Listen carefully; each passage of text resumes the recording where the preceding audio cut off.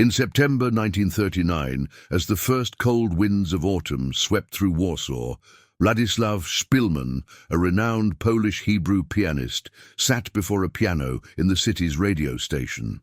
The world outside was rapidly falling apart, yet inside the studio his fingers danced delicately across the keys, filling the airwaves with Chopin's melodies. The war had only just begun, but no one imagined how quickly life would collapse.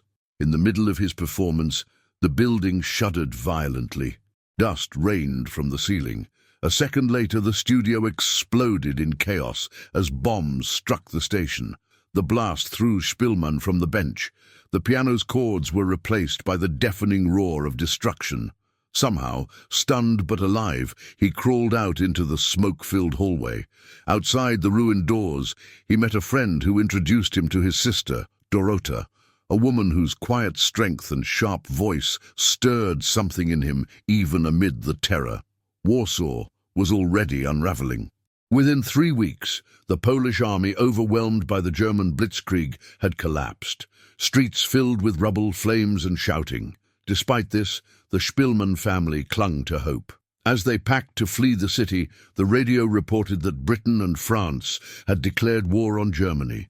Believing salvation was on the horizon, they unpacked their bags and celebrated, briefly, desperately, unaware that Warsaw would soon be suffocated under a new and merciless order. The celebration faded into despair as the Nazis imposed brutal restrictions. Hebrew citizens were stripped of their rights, forbidden to work, barred from owning businesses, and forced to wear blue armbands adorned with the Star of David. Overnight, people became outcasts in their own city.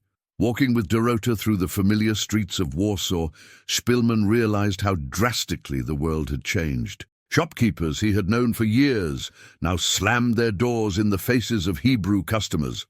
His father was humiliated by German officers and struck in public for daring to step onto a sidewalk reserved for non-Hebrews. The family's savings evaporated.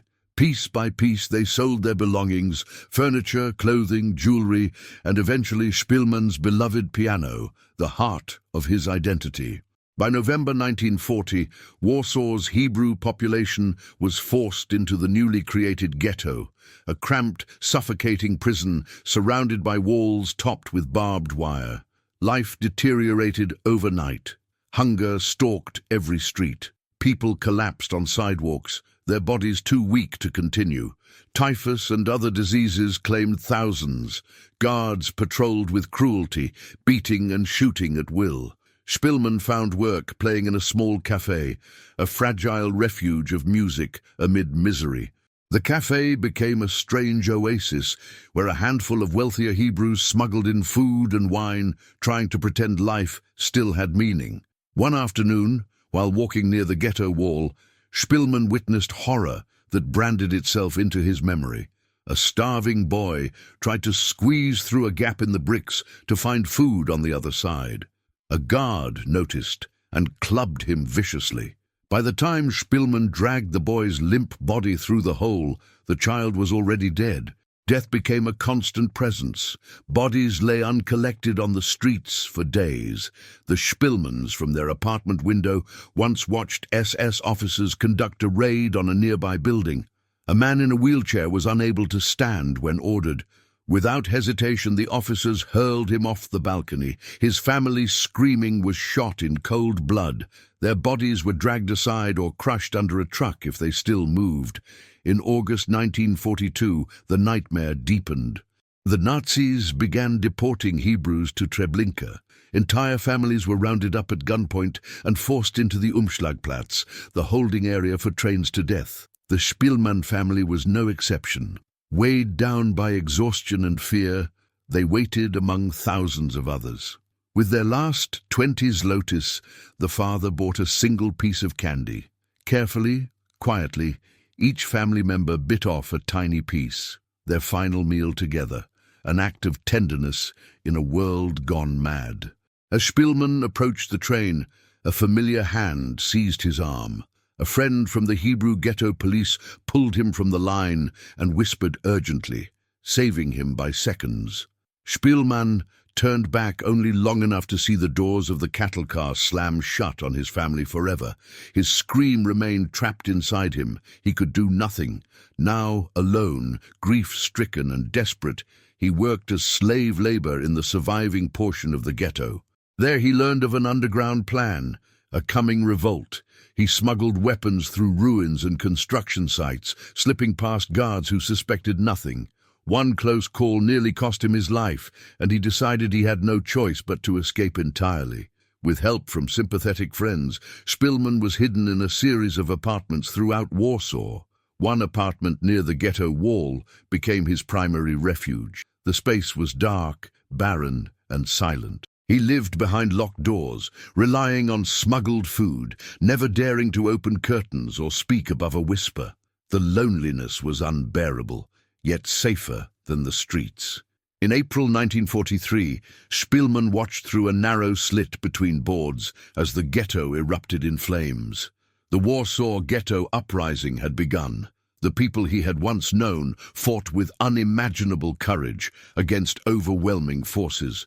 The air shook with explosions, gunfire, and burning buildings.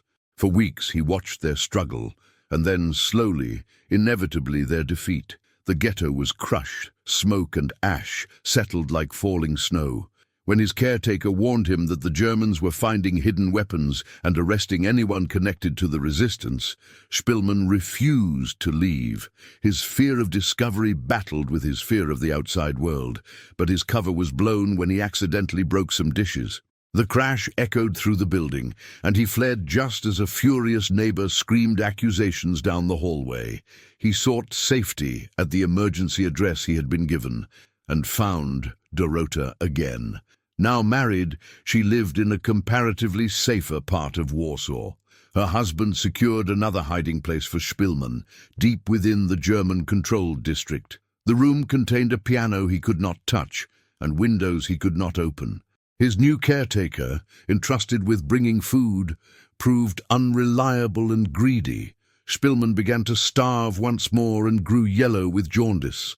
Dorota and her husband visited secretly and brought medical help, revealing that the caretaker had been exploiting donations and leaving Spillman to die. In August 1944, the Polish resistance rose against the Germans in the Warsaw Uprising. From his darkened hideout, Spillman watched explosions tear through buildings. Machine gun fire rattled from rooftops. Streets turned into war zones. The Germans retaliated with brutal force, burning entire districts and driving out survivors. With each blast, Spillman's hiding place crumbled further. When a tank shell struck the building, he fled through smoke-filled corridors and hid in an abandoned hospital, navigating through corridors littered with debris and silence. Months passed in a blur of hunger, cold, and terror.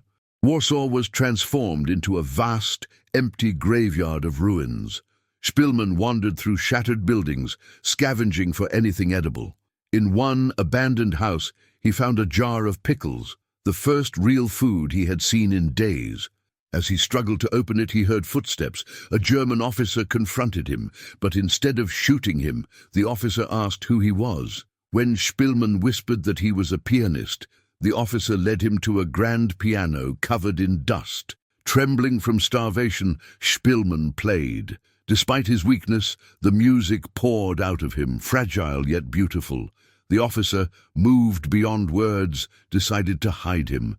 He brought food regularly and told no one of the man hiding in the attic. In January 1945, as the German army retreated before the advancing Soviets, the officer visited Spillman one last time.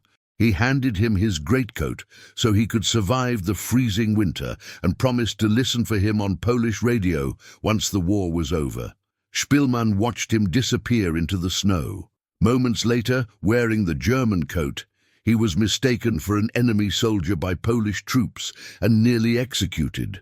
Only after frantic explanations did they believe him and spare his life. After the war ended, Spillman returned to music.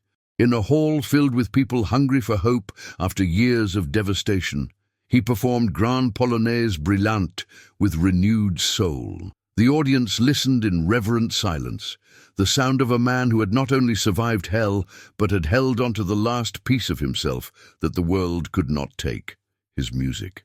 An epilogue reveals that Spielmann lived until the year 2000, passing away at the age of 88. The German officer who had saved him was less fortunate. He died in a Soviet prison camp in 1952, 7 years after the war had ended.